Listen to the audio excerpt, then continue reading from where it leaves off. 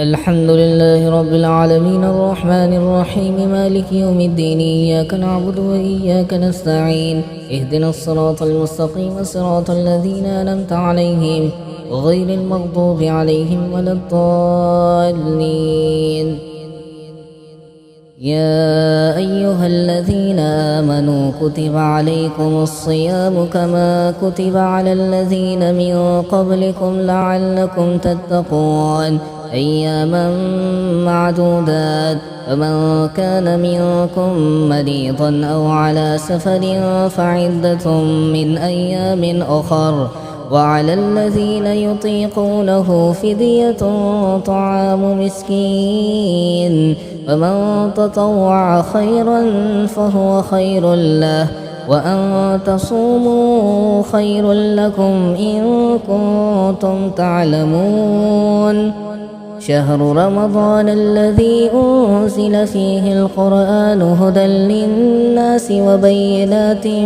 من الهدى والفرقان، فمن شهد منكم الشهر فليصم، ومن كان مريضا أو على سفر فعدة من أيام أخر، يريد الله بكم اليسر ولا يريد بكم العسر، ولتكملوا العدة ولتكبروا الله على ما هداكم ولعلكم تشكرون. وإذا سألك عبادي عني فإني قريب أجيب دعوة الداعي إذا دعاني فليستجيبوا لي وليؤمنوا بي لعلهم يرشدون. أحل لكم ليلة الصيام الرفث إلى نسائكم هن لباس لكم وأنتم لباس لهن، علم الله أنكم كنتم تختانون أنفسكم فتاب عليكم وعفى عنكم، فالآن باشروهن وابتغوا ما كتب الله لكم وكلوا واشربوا حتى يتبين لكم الخيط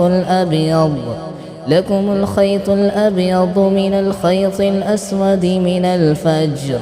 ثم أتموا الصيام إلى الليل، ولا تباشروهن وأنتم عاكفون في المساجد، تلك حدود الله فلا تقربوها، كذلك يبين الله آياته للناس لعلهم يتقون. ولا تأكلوا أموالكم بينكم بالباطل وتدلوا بها إلى الحكام لتأكلوا فريقا من أموال الناس بالإثم وأنتم تعلمون.